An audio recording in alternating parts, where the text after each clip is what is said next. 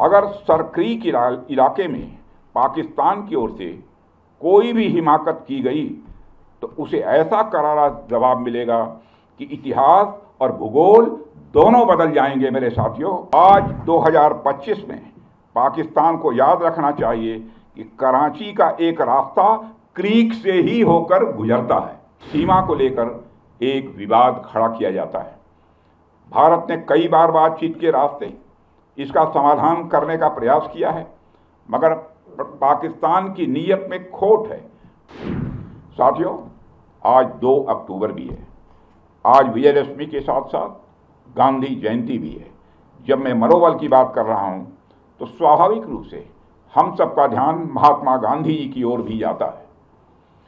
वह तो अपने आप में मनोबल के एक ज्वलंत उदाहरण थे। उनके पास दुश्मन से लड़ने के लिए सिवाय मन की शक्ति के अतिरिक्त और कोई भी हथियार नहीं था। इसके बावजूद उन्होंने उस समय की सबसे शक्तिशाली साम्राज्य को घुटनों पर ला दिया था।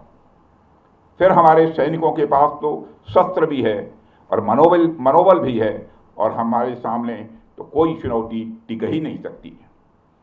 साथियों, ऑपरेशन सिंदूर के दौरान हमारी आर्म्ड फोर्सेस ने यह दिखा दिया कि भारत की संप्रभुता को चुनौती देने वाली ताकतें चाहे जहां कहीं भी छिपी हों, हम उन्हें ढूंढकर उनका खात्मा करने की शक्ति रखते हैं।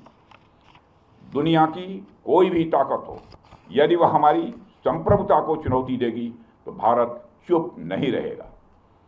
श्री रामचरितमानस में एक चौपाई में भगवान श्री राम ने भी कहा है, देव दनुज भूपति भट नाना, संबल अधिक हो बलवाना, जो रण हमहि पचारे कोई, लड़हि सुखेन कालु किन होई।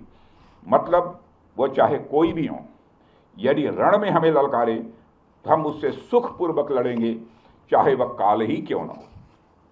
इसी प्रकार आज का भारत कहता है, चाहे आतंकवाद हो या किसी भी तरह की समस्या, हम सबसे निपटने और जीतने की पूरी क्षमता रखते हैं।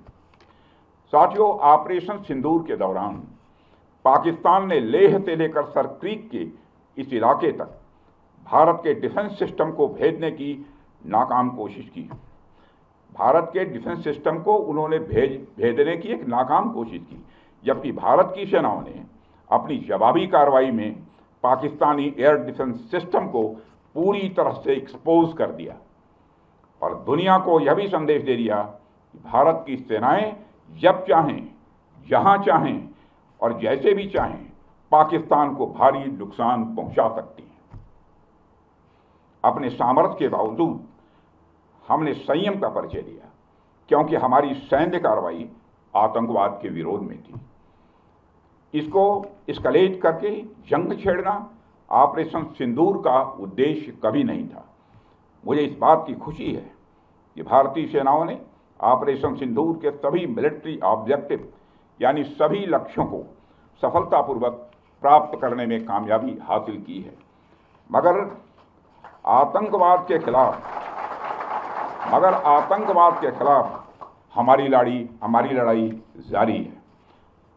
साथियों, आज़ादी के 78 साल बीत जाने के बावजूद सरक्रीक इलाके में सीमा को लेकर एक विवाद खड़ा किया जाता है।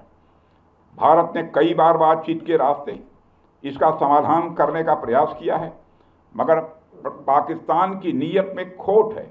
उसकी नीयत साफ नहीं है।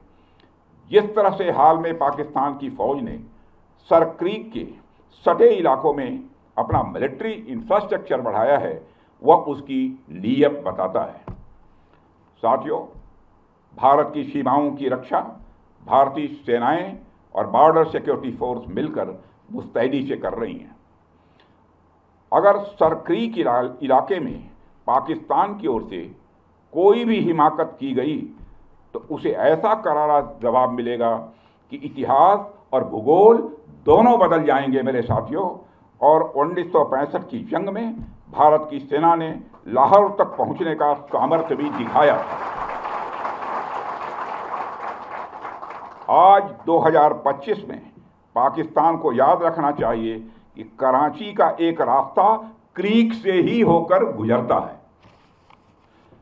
साथियों, आज जब हम यहाँ शस्त्र पूजा कर रहे हैं तो हमें माँ दुर्गा के उस स्वरूप को भी स्मरण करना चाहिए जब सभी देवताओं की शक्तियों का सम्मिलन हुआ और वह दिव्य शक्ति के रूप में प्रकट हुई।